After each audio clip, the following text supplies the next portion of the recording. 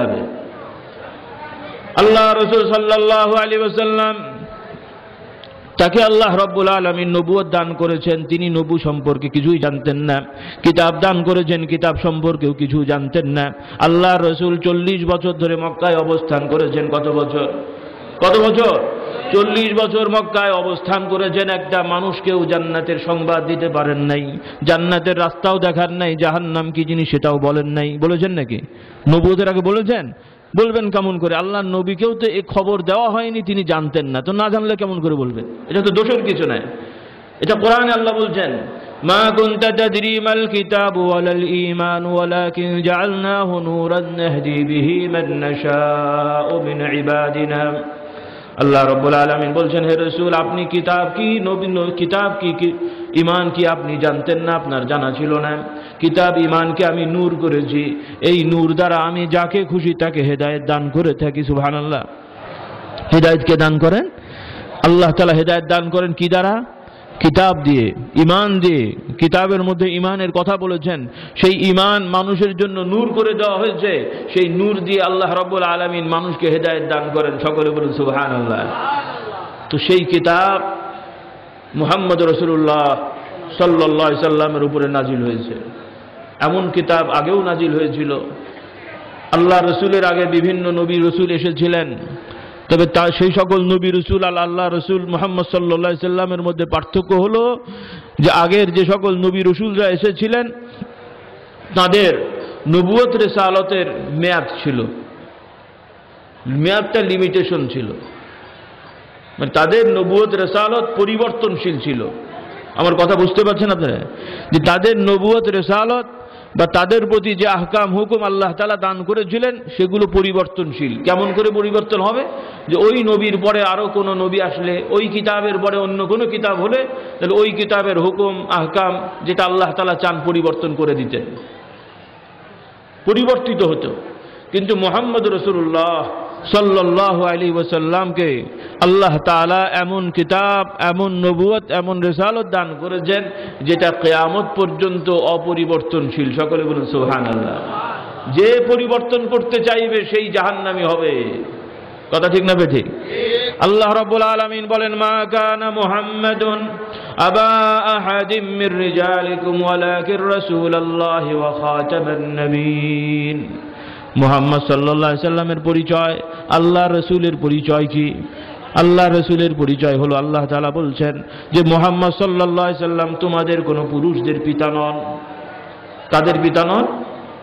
কোনো পুরুষদের, কোনো পুরুষ প্রাপ্তবয়স্ক পুরুষদের পিতা তিনি নন, বা তিনি অমুকের পিতা তমুকের পিতা, এটাই তার আসল পরিচয় না। আসল পরিচয় কি? ওয়ালাকিন রাসূলুল্লাহ, তার আসল পরিচয়টা হলো তিনি হলেন আল্লাহর রাসূল। তিনি কি বলুন? তিনি কি? আল্লাহর রাসূল। কেমন রাসূল? ওয়া খাতামান নবিয়্যিন, আল্লাহর রাসূল শেষ নবী, যার পরে কোনো নবী আসবে না। আর নবী না আসলে কিতাব নাজিল হবে? নবী না আসলে রিসালাত নাজিল হবে? নবী না আসলে আগের কোনো জিনিস হালাল ছিল হারাম হবে? নবী না আসলে আগে কোনো জিনিস হারাম ছিল হালাল হবে? কথা বুঝলেন কিনা? আগেকার কোনো কোনো নবীদের ক্ষেত্রে কোনো জিনিস হয়তো হালাল ছিল, পরের নবীতে সেখানে হারাম হয়েছে। কোনো জিনিস হারাম ছিল, পরের নবীর শরীয়তে হালাল হয়ে গেছে। এটা আল্লাহ তাআলা চেয়েছেন, মানুষের প্রয়োজন হয়েছে, আল্লাহ তাআলা হালাল হারাম করে দিয়েছেন। কিন্তু মুহাম্মদ সাল্লাল্লাহু আলাইহি সাল্লামের উপরে যেটা যেভাবে হারাম করে দেওয়া হয়েছে, যেটা যেভাবে হালাল করে দেওয়া হয়েছে, কিয়ামত পর্যন্ত ওই হারাম কেউ হালাল করতে পারবে না, ওই হালাল কেউ হারামও করতে পারবে না, হালালকে হারামও করতে পারবে না। সকলে বলুন সুবহানাল্লাহ। আর শুধু তাই নয়, কেন করতে পারবে না? হয়তো প্রশ্ন হবে যে তাহলে হুজুর মানুষ চলবে কেমন করে? মানুষের প্রয়োজন হলে কি করবে? যখন যেটা মানুষের প্রয়োজন হবে আল্লাহ তাআলা সেই সময় সেই শরীয়ত দান করেছেন, তার জন্য শিথিল করে দেওয়া হয়েছে। সুবহানাল্লাহ বলেন। মরা মানুষের গোশত খাওয়া ভাই হালাল না হারাম? হ্যাঁ, মানুষের গোশত খাওয়া হালাল না হারাম? পশু পাখির গোশত, মরা মরা যেটা জবাই করা হয়নি, এমনি মরে গেছে, সেটার গোশত খাওয়া হালাল না হারাম? হালাল না হারাম? আল্লাহ মাফ করুন, কাউকে যেন এই বিপদে না ফেলেন। কোনো মানুষ যদি এমন কোনো জায়গায় চলে যায় বা এমন কোনো জায়গায় গেল বা আটকা পড়লো যেখানে কোনো খাবার নেই, কি খাবে? কোনো খাবার নেই, না খেয়ে এমন অবস্থা হলো মরে যাওয়ার অবস্থা। তো তার কাছে কিছু জিনিস, মরা কিছু পশু বা এই ধরনের কিছু হারাম জিনিস দেখা গেল, যেই জিনিস সে খেলে বাঁচতে পারে। হালাল কোনো জিনিস পেল না, তার কাছে নাই, হারাম কিছু আছে, সে খেলে বাঁচার সম্ভাবনা আছে। এখন যে অবস্থা, না খেয়ে থাকলে মরার সম্ভাবনা বেশি। হায়াত মতের কথা তো কেউ বলতে পারে না, কিন্তু মানুষের সিমটম দেখে বোঝা যায় যে মানুষটা কি হবে, বোঝা যায় না, যায় না? তো না খেতে খেতে যদি ওই অবস্থায় চলে যায়, তখন সেই হারাম জিনিসটা খাওয়া তার জন্য হালাল না হারাম? হালাল না হারাম? সুবহানাল্লাহ হবে হামদি বলেন। কথা ঠিক না ঠিক? নামাজ ফরজ, নামাজের জন্য পবিত্রতা লাগে, গোসল লাগে, ওযু লাগে, বিভিন্ন পর্যায়ের পবিত্রতা লাগে। তো যে মানুষের পানি স্পর্শ করা ক্ষতির হয়, দূষণীয় হয়, তার জন্য ক্ষতির হবে। ডাক্তাররা, মেডিকেল সায়েন্স তাদেরকে মানে পরামর্শ দিয়েছে পানি ব্যবহার না করার জন্য। সে পানি ব্যবহার করলে অসুখে বিসুখে ভোগে, তার জন্য কি জোর করে পানি ব্যবহার করতে হয় নাকি ভাই? জোর করে ওযু করাতে হবে? জোর করে গোসল করাবেন? আল্লাহ হুকুম দিয়ে দিয়েছেন পানি না পেলে তায়াম্মুম করবে। সুবহানাল্লাহ বলেন। বলবেন হুজুর তায়াম্মুম করব, মাটি পাবো কোথায়? আল্লাহ তাআলা তো মাটি দিয়ে তায়াম্মুম করার জন্য হুকুম দেন নাই। শুধু মাটি দিয়ে তায়াম্মুম করতে হবে বলা হয়নি, বলা হয়েছে যে তোমার আশপাশে যা পাও তাই দিয়ে তায়াম্মুম করবে। সুবহানাল্লাহ বলেন।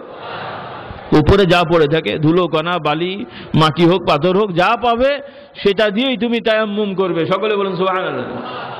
কোরআনে বলা আছে ফাতায়াম্মামু সাঈদান তাইয়্যিবা, সাঈদান তাইয়্যিবা, ভালো, তবে নাপাক জিনিস যেখানে নাপাকি পড়ে থাকে সেটা মাটি হলেও হবে না, পাথর হলেও হবে না।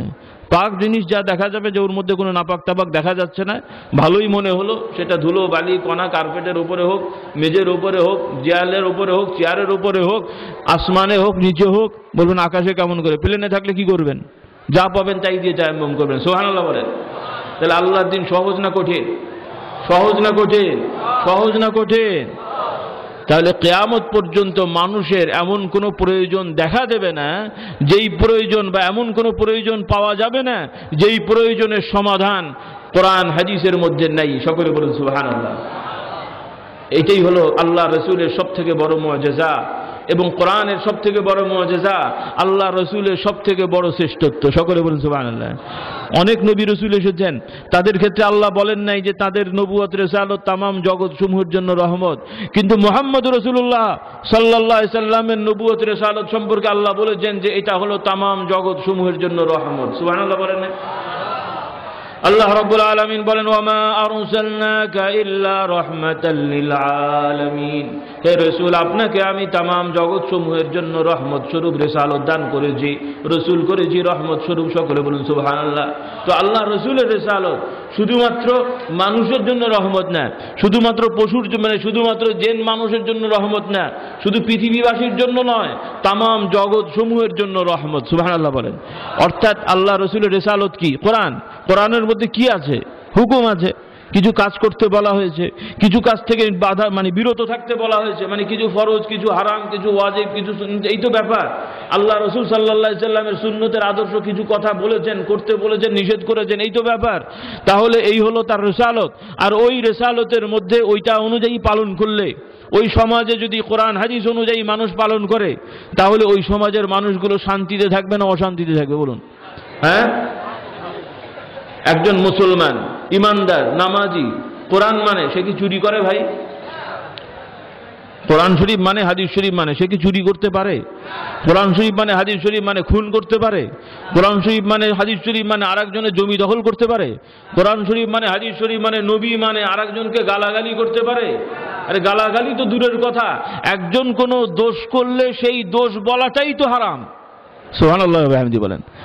একটা মানুষ দোষ করেছে, সে অন্যায় করেছে, কিন্তু সেই অন্যায় সে করেছে, তুমি বললে তুমিও অন্যায়কারী হবে, তুমিও দোষী হবে, তুমিও গুনার ভাগী হবে। নাউজুবিল্লাহ বলেন।